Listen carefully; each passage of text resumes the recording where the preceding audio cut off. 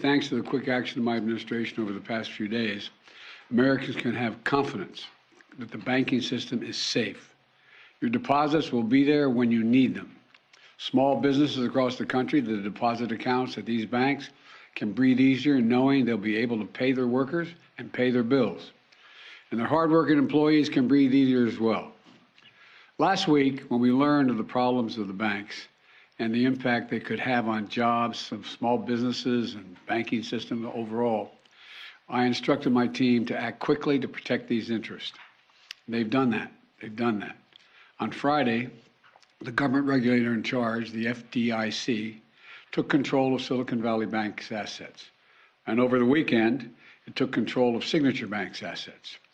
Treasury Secretary Yellen and a team of banking regulators have taken action, immediate action.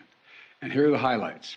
First, all customers who had deposits in these banks can rest assured they'll be protected and they'll have access to their money as of today.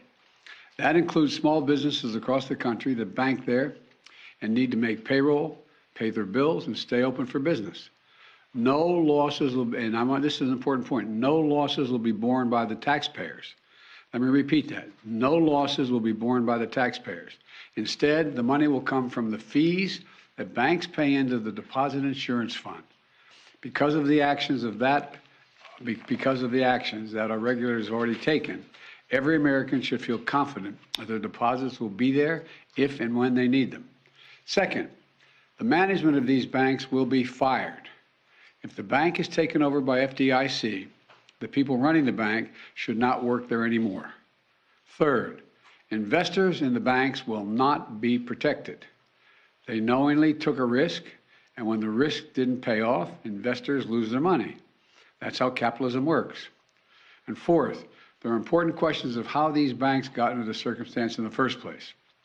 We must get the full accounting of what happened and why those responsible can be held accountable. In my administration, no one is above the law. And finally, we must reduce the risk of this happening again.